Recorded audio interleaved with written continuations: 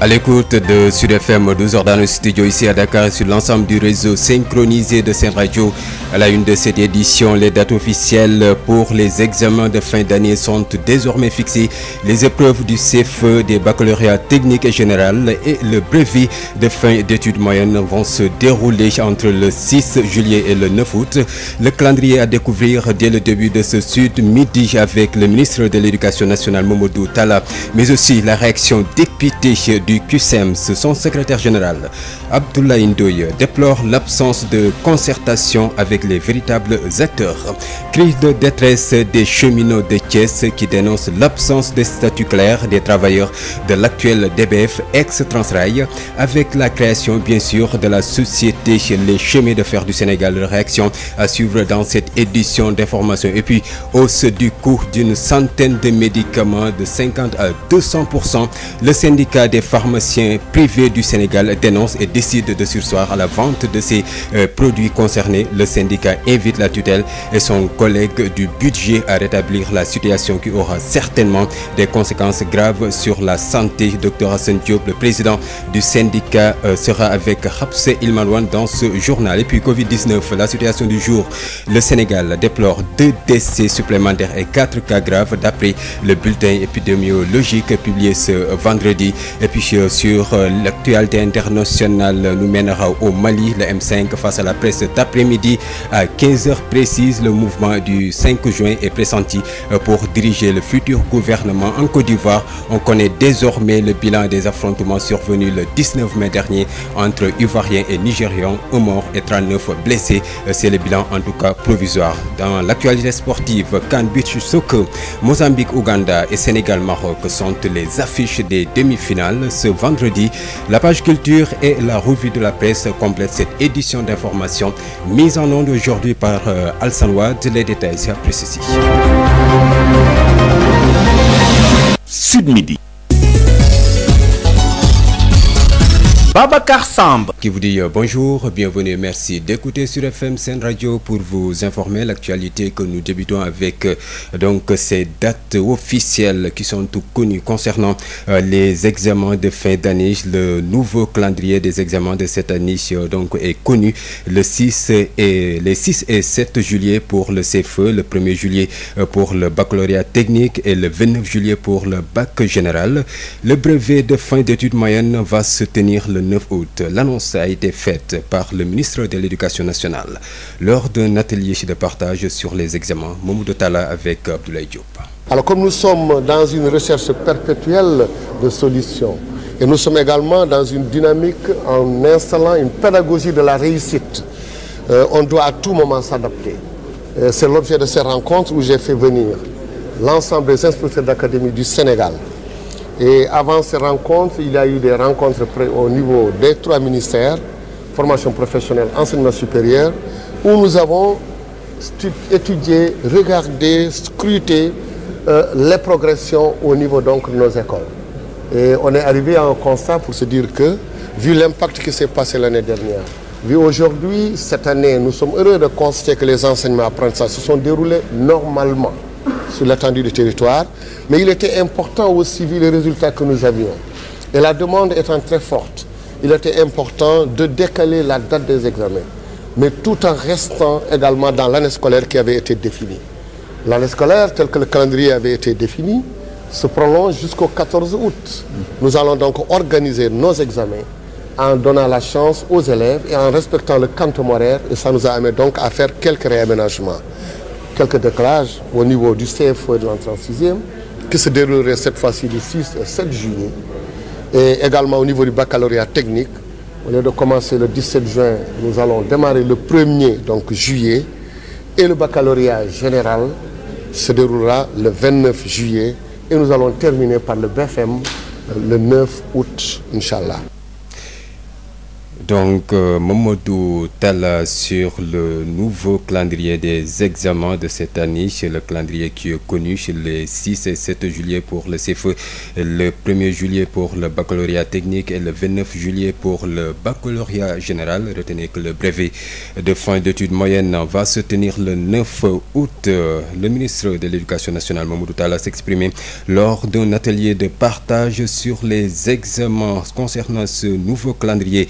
Retenez cette réaction député du QCM sur le cadre unitaire syndical des enseignants du moyen secondaire regrette l'absence de concertation avec les véritables acteurs. S'il vous plaît, les autorités éducatives ont-elles véritablement tenu compte des paramètres pédagogiques et de l'hivernage? Question en tout cas du secrétaire général du QCM, Abdoulaye Ndoye, émet des réserves. Il est au micro de Issegna. Nous n'avons pas été informés, nous n'avons pas été consultés, nous n'avons pas été associés. Nous venons de l'apprendre. C'est le premier élément. Le second élément également, nous pensons que si on doit reporter des examens, il faut se fonder sur des arguments scientifiques et techniques. C'est-à-dire faire une analyse objective du niveau d'exécution des programmes en rapport avec les principaux acteurs, les chefs d'établissement et surtout les enseignants clés en main. La deuxième chose également, il faut tenir compte de l'hivernage. Parce que l'année dernière, les examens se sont déroulés dans des conditions extrêmement difficiles, avec la pluie. Et se poser les bonnes questions. Est-ce que les compétences sont installées? Quand on parle de compétences, ce sont les savoirs, les savoir-faire et les aptitudes. Parce que la compétence s'appuie d'abord sur des acquis scolaires, c'est-à-dire des connaissances et procédures issues des différentes disciplines qui sont abordées spécifiquement à l'école. Donc il faut tenir compte de toutes ces conditions. Parce qu'il ne s'agit pas de dire on reporte, on rapproche. Non. En tout état de cause, nous n'avons pas été associés. Et donc, demain, quoi qu'il arrive, il faut que le ministère de l'Éducation nationale, le ministre Mamadou Talla, et son ministère, qu'il en assume toutes les conséquences. Qu'ils ne disent pas qu'ils ont consulté ou qu'ils ont informé les organisations syndicales les plus représentatives. Même les examens, les compositions ont été reportées.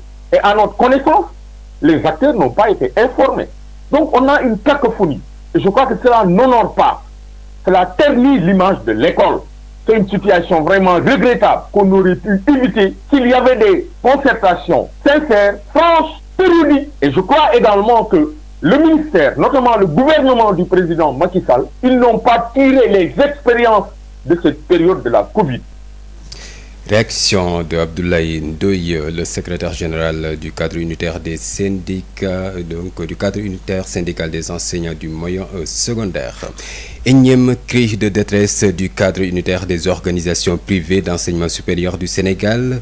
Le syndicat réclame à l'État 16 milliards de francs CFA avec d'énormes difficultés dues à l'orientation d'étudiants dans les établissements privés. Le QDOPES déplore le mutisme de l'autorité et n'exclut pas de mener le combat autrement. Bonjour Josette Kali. Bonjour Valentin. Voilà, le syndicat n'exclut pas donc d'adopter d'autres plans d'action pour corser la lutte. Tout à fait. Au bord du gouffre, le cadre unitaire des organisations privées d'enseignement supérieur du Sénégal n'en peut plus, avec plusieurs établissements en son sein, demande à l'État d'éponger carrément la dette de 16 milliards de francs CFA. Cette somme reliquaire de l'année académique 2018-2019 et des programmes dont la LPIA 2022, sans oublier les sommes dues pour les années scolaires de 2019-2020 et 2020-2021. L'orientation de nouveaux bacheliers dans ces écoles de formation 3 ans après n'a pas facilité le fonctionnement des écoles. Conséquence, plusieurs d'entre elles ont mis les clés sous le paillasson, d'autres même à la justice pour non-paiement de loyer des locaux qui abritaient ces établissements. À ce jour, le QDOPES dénonce le manque de suivi du ministère de l'Enseignement supérieur au lendemain d'une rencontre le 13 avril dernier. Et si toutefois les 16 milliards ne leur sont pas versés, le QDOPES n'exclut pas de retenir tout ce qui est attestation, bulletin et même demande de formation de ces étudiants. C'est tout ce qu'on pouvait retenir à la fin de la rencontre entre le QDOPES et les journalistes. Merci à vous, Josette Biagui-Kali. 12h09 dans nos studios ici à Dakar. Sud FM. Et nous parlons de la situation déplorable des travailleurs de l'ex-Transrail devenu Dakar-Bamako ferroviaire. 5 ans après la fin de la privatisation du chemin de fer, les travailleurs de l'ex-Transrail actuel Dakar-Bamako ferroviaire s'inquiètent sur leur sort avec la création de la société Les Chemins de fer du Sénégal. Pas de statut clair pour les cheminots qui interpellent à nouveau l'État du Sénégal qui tarde à matérialiser la relance. Voici la réaction de l'agent de gare Babacar Gueye, membre du collectif des cheminots de Thiès, propos recueillis par Babacar Ndao. Je réagis à la sortie du secrétaire d'État au réseau ferroviaire. M. Mayacine Camara a été très clair par rapport au sort des agents de l'ex-ANCF qui ont été redéployés au CFS. Par contre, nous concernant en tant qu'agents de Dakar Bamako ferroviaire, nous sommes dans une mise en attente continue pour être édifiés sur notre devenir. Et ceci confirme une première sortie il y a quelques mois qui sous-entend qu'aucune décision n'est encore prise pour nous. Nous ne pouvons plus rester dans une situation incertaine et stressante. Donc pour éviter toute réaction débordante ou mécontente, il est temps que l'autorité nous reçoive le plus rapidement possible pour qu'on puisse définir ensemble la suite qui nous soit accordée. Nous sommes ouverts à toute proposition qui serait meilleure pour nous et le chemin de fer, car nous sommes pour le Sénégal. Mais on ne peut plus attendre plus longtemps. Donc, il est temps que l'État du Sénégal prenne toutes ses responsabilités afin de régler la problématique qui se pose au chemin de fer depuis plus de 5 ans maintenant. Et puis enclavement, route non bitumée et sablonneuse, l'accès à l'eau potable et de meilleurs soins sanitaires au poste de santé Ndiambour-Sine dans la commune de Patarsine. C'est à Fatick étreint son chapelet de doléances au moment où s'active pour l'inauguration de sa grande mosquée ce vendredi. Édifice financé à hauteur de 600 millions de francs CFA. Biram Ndiaye depuis Ndiambour-Sine.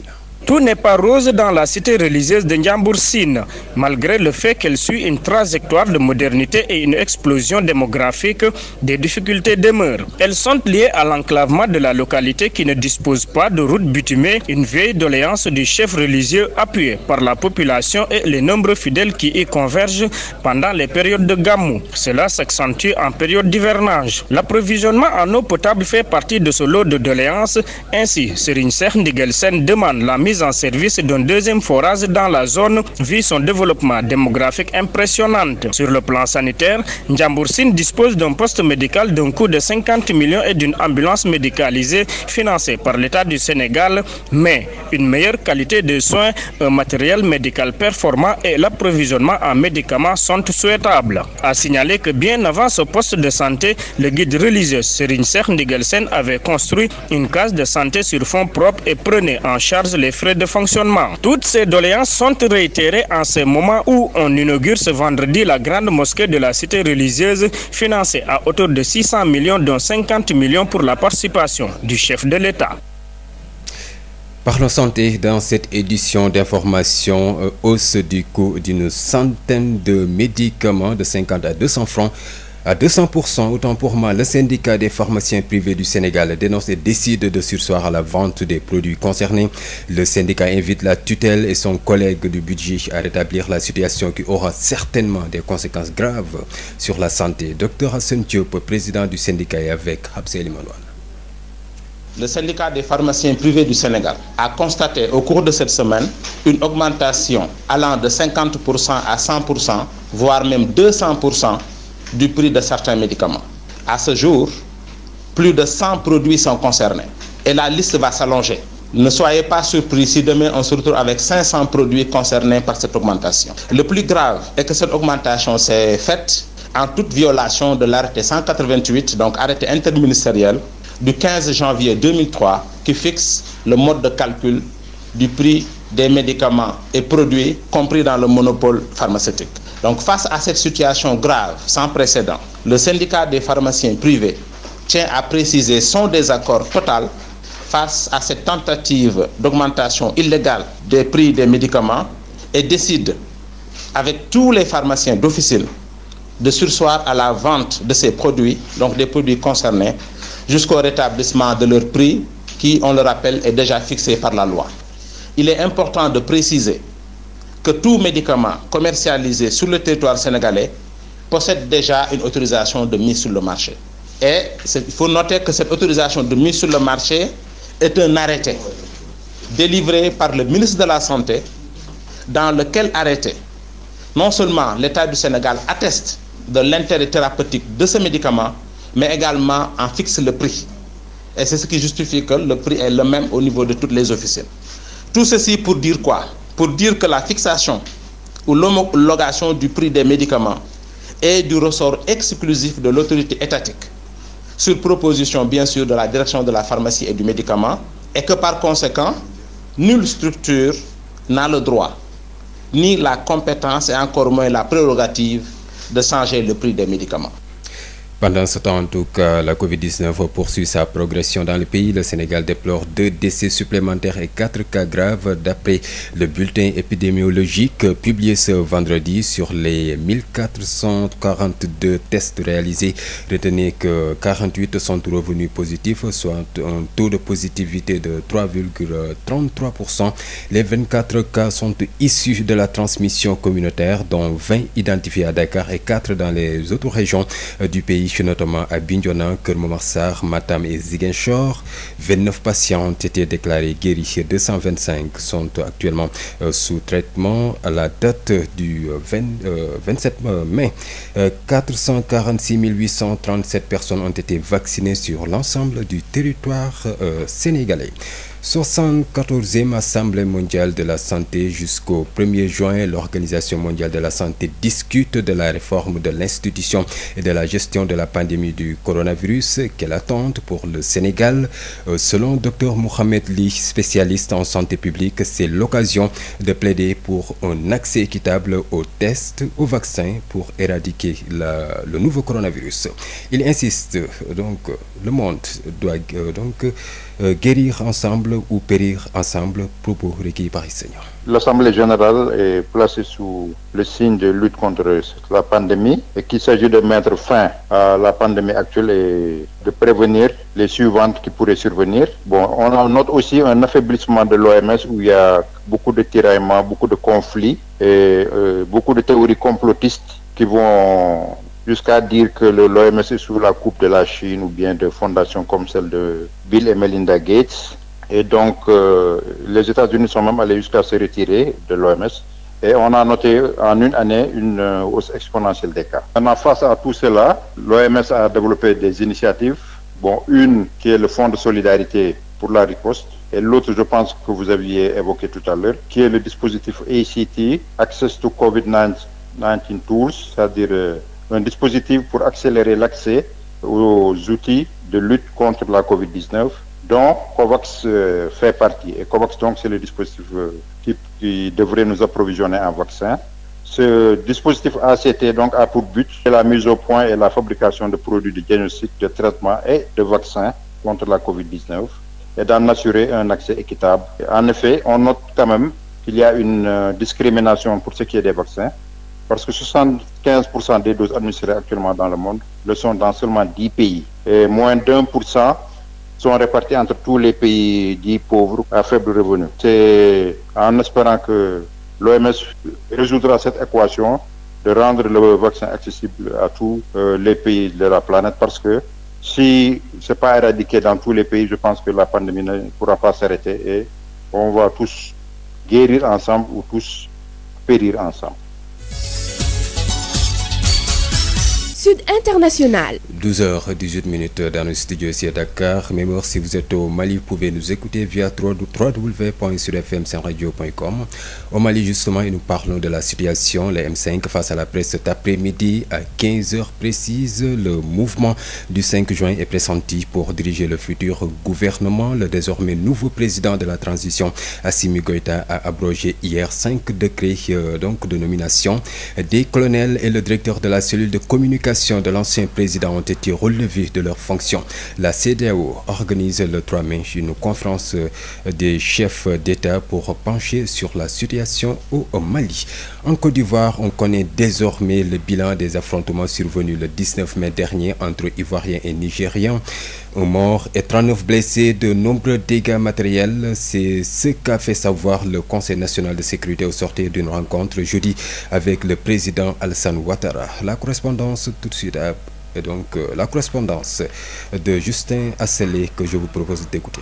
Un Nigérien décédé, 39 autres blessés, dont 6 cas graves, un officier de police légèrement blessé, 51 commerces pillés et 22 incendiés, 14 véhicules saccagés et 21 millions de francs CFA déclarés emportés. C'est le triste bilan dressé par le Conseil national de sécurité le jeudi 27 mai 2021 suite aux affrontements entre Ivoiriens et Nigériens survenus le 19 mai dernier dans plusieurs communes d'Abidjan et villes de Côte d'Ivoire. À l'origine de ces affrontements, la publication d'une vidéo sur les réseaux sociaux montrant des actes de violence commis sur des individus considérés comme étant des Ivoiriens. Suite aux enquêtes toujours en cours pour identifier, selon le Conseil national de sécurité, les acteurs et les instigateurs de ces violences, on note à ce jour l'interpellation de 38 personnes par la police et la saisie d'armes blanches.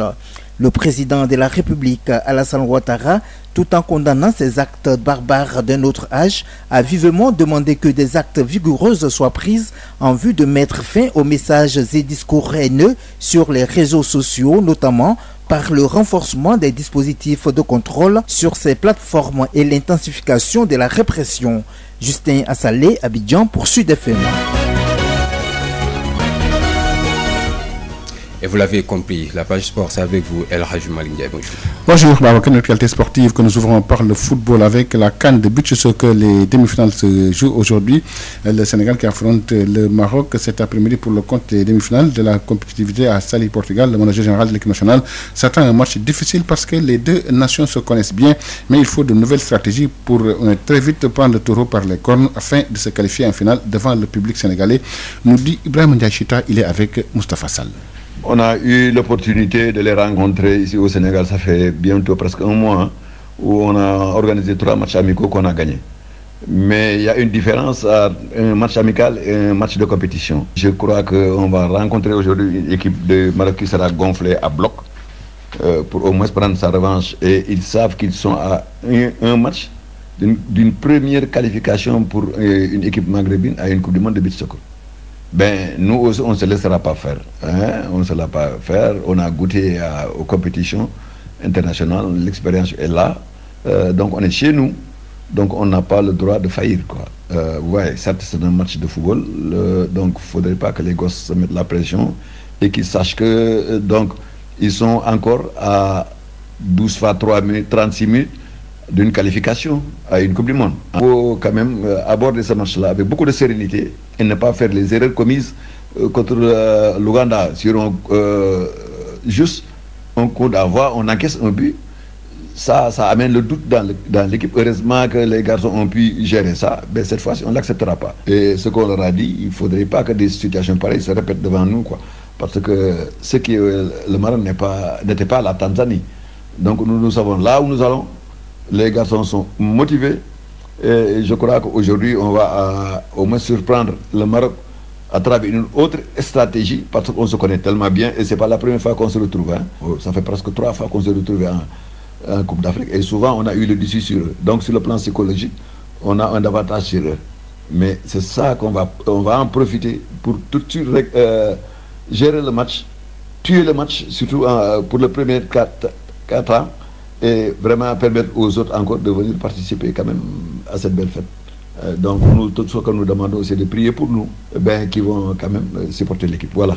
C'était donc Ibrahim Ndiaye Chita, le manager général de beach soccer. Le tour de demi-finale posera le Mozambique à l'Ouganda. Nous parlons toujours de football avec la Ligue 1 sénégalaise pour le compte de la 18e journée. Un match avancé, Diambar contre Douane demain.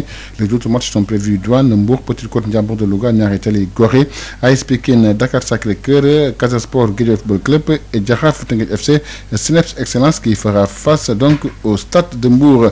Nous parlons de basket à présent. On connaît les affiches des demi-finales. Nous parlons bien sûr de la Ligue africaine de basket avec les demi-finales donc, qui sont prévues demain samedi. On suivra Zamalek contre Monastir, mais également Zamalek contre Petro de Luanda, mais également Monastir contre Patriots du Rwanda. La Douane a été éliminée en quart de finale hier. Les douaniers ont été sortis par l'US Monastir. Le coach de l'AS Douane fait le bilan de la participation sénégalaise. Il s'appelle Pabi Gaye. Des regrets, aucun regret. Je pense que nous avons fait un très bon parcours. On a atteint notre objectif de départ qui était d'intégrer le top 8. De ce fait, je tire un bilan positif de notre parcours. On est venu ici avec une équipe jeune, des joueurs qui découvrent pour la plupart le haut niveau, mais on a su rivaliser avec des clubs professionnels. Et cette campagne va nous servir de leçon. Nous reviendrons plus forts, ça je suis sûr. Je suis vraiment fier de mon départ. Au départ, les plus susceptibles n'allaient pas miser sur une place en quart de finale. Et franchement, mon équipe vient de vivre une expérience inégalable sur le plan de la cohésion affective et du jeu. Et cela va renforcer notre motivation et nous pousser à persévérer dans nos efforts de développement durable au sein de l'AS Douane. L'objectif du club est de devenir parmi les meilleurs dans quelques années. Et ce processus a été enclenché depuis longtemps sur le plan national. La participation de la BOL vient juste confirmer et consolider les acquis. Nous allons continuer sur cette lancée, bâtir une équipe forte et contribuer au développement des joueurs. Et cette campagne, franchement, nous servira de base pour relever d'autres défis. Voilà, Babacar, c'est tout pour cette part des soirs. Et puis, avant de partir, retenez que le drapeau du chef de l'État est prévu ce week-end à Kaolack, Babacar. Merci à vous, El Hadji Malick Ndiaye. La page culture réalisée et présentée par Amadou Moustapha Diop.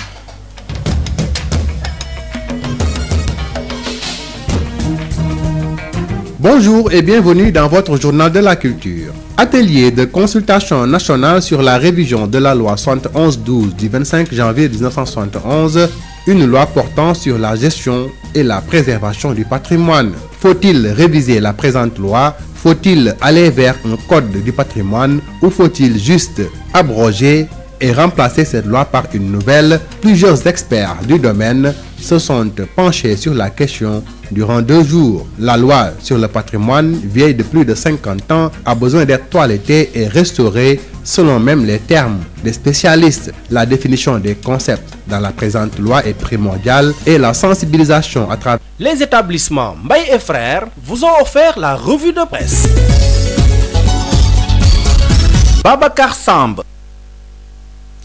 C'est la fin de cette édition d'information, mais avant de vous quitter, retenez cette principale information, ce sont les dates officielles pour les examens de fin d'année qui sont désormais fixés. Les épreuves du CFE, des baccalauréats techniques et général et le brevet de fin d'études moyennes vont se dérouler entre le 6 juillet et le 9 août selon le ministre de l'Éducation nationale Mamadou Talla. Vous avez eu à écouter également la réaction député du QCM. Son secrétaire général Abdoulaye Ndoye déplore l'absence de concertation avec les véritables acteurs.